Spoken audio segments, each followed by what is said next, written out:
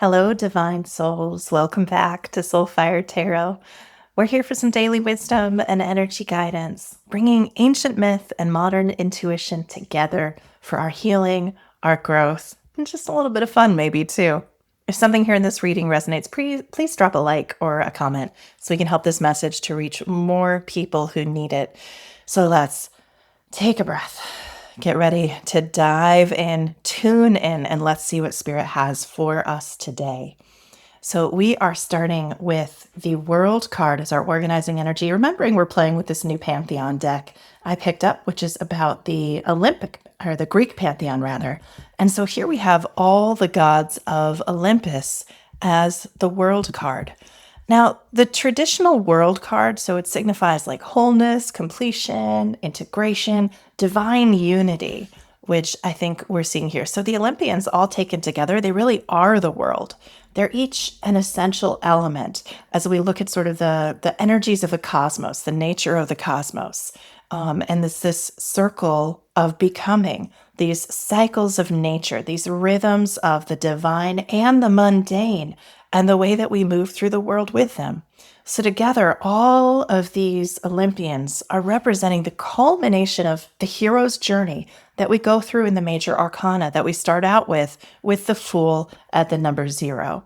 So, this brings us to this how every experience, every lesson, every polarity that we've experienced, everything has been balanced, everything has been harmonized. It has reached the level of completion that's available in this moment for us to once again go back to the beginning and start again. When we see this card, then, the world, with all of the gods of Olympus, all of these aspects of the cosmos, of the self, of individuals, it's like a moment of both arrival and return. This idea that the things that felt separate to us are dancing together now in a divine symmetry. And in the last number of readings, we've really been looking at that. What are we releasing? What are we bringing in? How are we coming to wholeness within ourselves? And so here there's a clear message. You are becoming, or you have become the bridge between heaven and earth. This is when we look at ancient Taoist theory, we say that's actually the role of humanity. Humanity is what happens when heaven and earth come together, when we bring together the spirit world and the physical plane. That is when we get humanity. And so we see here this notion that you have accomplished this. You are part of the cosmos. You're not just a servant to the cosmos. You're not just a pawn in the games of the gods or the games of the cosmos. You are a mirror. You are a reflection, a part of this larger story of a divine pattern that lives inside you. And so that's what we see here with this world card today. This real feeling of completion and coming together in all of these cycles, in all of these, oh my gosh, different ways. That's a bunch. All right, here we go. So for our clarifying cards for today, let me make sure we can see all of them. Okay, you can. Good. All right. So we start with the Three of Wands, which has been coming up over and over again, hasn't it? The King of Swords, Ten of Pentacles, the Lovers, and then the Nine of Swords in the reverse, which is interesting. All right. So coming through our clarifiers in this message of completion, divine wholeness, bridging, sort of bringing that work we've been doing on integration really coming together today. We see here the Three of Wands. So once again, and we talked about this, I think a bunch, it was either yesterday or the day before, looking at catching the right wave, right? The horizon is in front of you. What are you going to go to next? What are you going to bring into your world and consciously create where you're not efforting, you're not hugely striving, right? When you catch the right wave, the ocean carries you. So as we look at this, you're waiting for just the right moment so that you can move out with minimal effort and maximum results, okay? Well, now we have here the King of Swords. Now, this is the completion of the Suit of Swords, which is about mastery of our thoughts, our internal world. Cups is about mastery of emotion. Swords is mastery of our thoughts, our clarity, the element of air. And we see here three different aspects of air. We have a bat flying. Oh, I love little bats. They are so sweet. If you've never watched videos of little bats eating fruit, you have to do yourself just a favor and do it. They are the sweetest little nuggets on the planet. So this is our nighttime air. We have the crow or the corvid. It could be a crow or a raven who are seen as sort of walking between worlds. And then we have the owl, who similarly is known for wisdom, but also for being the ruler of liminal states, right? Of that twilight state. Owls pierce through confusion with their clear thinking. The King of Swords could be a person incoming today. It's very possible, especially as we look at the lovers and the cards that are coming later. But also, there's a possibility here that this is about your own mastery of your thoughts, your own mastery. We've talked a few times about repeating cycles, about those things that keep coming back around. And this might be the moment of saying that is complete. Okay, that cycle is complete. You are the master of this domain. All right. Your internal landscape is yours. You are on top of the mountain. You have conquered it. See how everything's blooming around him here? Like it is time to flourish and begin anew in this world energy. Allow this cycle to complete today. You don't have to immediately rush into beginning. We're in completion energy. And I think in our culture, we don't tend to do a great job of actually allowing ourselves to complete things. We're so focused on what's next, on the growth cycle, that we forget that there is a space of completion, a space of harvesting. What have I learned? What am I taking in? What can I allow to be with for a moment before I begin again? There's a natural breath that happens there in the cycle. And you can see this is what this king has taken. He has ascended to the top of the mountain, right? He is there. He is ruling this domain. He has his messengers who see clearly. And I forgot, look, there's a little dragonfly here also on his sword.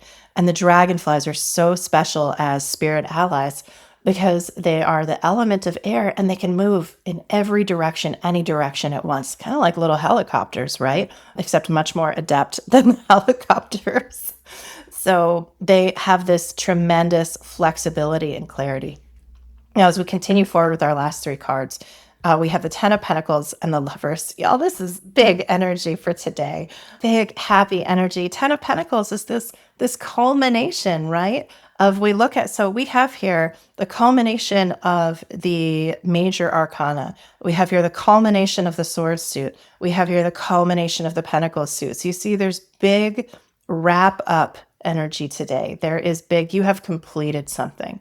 This self-work you've been doing, this effort you've been putting in, this love you've been holding for yourself, it's paying off. Let yourself reap the rewards today. Petite Heron, Ten of Pentacles. This is all about that. How can I get it out of the light? There we go. This is all about celebration. This is all about your harvest. Everything coming in that you've worked on so hard. Happy home, happy life, happy family, happy golden retriever dog down here. Ten of Pentacles is, I would say, just about the happiest card in the deck, maybe next to the sun. So this is really about soaking in this completion, soaking in all this work you've done, letting yourself harvest it, okay? And we do this in clinic all the time, where I'll say, all right, let's take a moment and actually soak in the juiciness of what we're feeling, soak in what we're harvesting, that shift that we've been able to create, to really notice it, claim it, mark it. I'm harvesting this.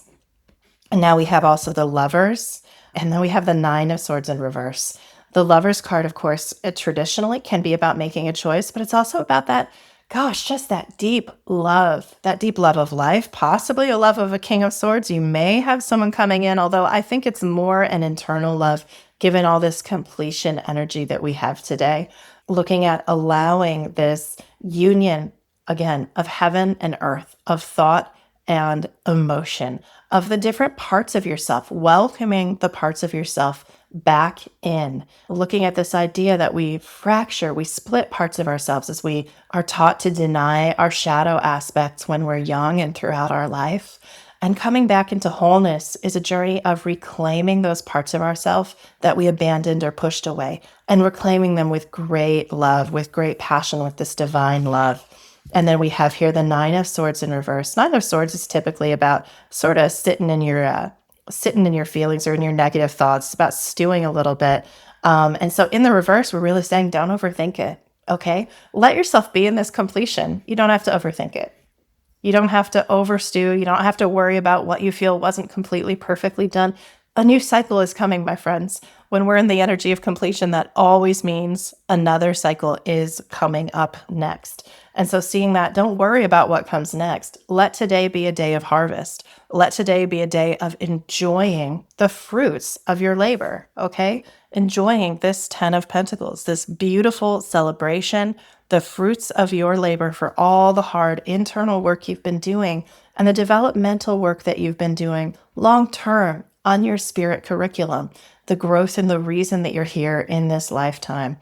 And we're going to cut to our final message from the universe. Full moon in Aquarius energy, and the message is to be real. So allow yourself to just really be real today. Be unapologetic with yourself about here is what I have completed. Here's the end of this cycle. Here is what I'm harvesting. I'm in it. Do I love 100% of everything about it? Of course not. We're humans. We can always see what we'd like to have be better. But let's actually be real about what we've accomplished. If we don't celebrate our accomplishments, if we don't highlight and really focus and just like suck the marrow out of the things that we've been able to make happen in our own growth in our own life, where's the joy? You get to enjoy the journey when you make a point of enjoying the journey.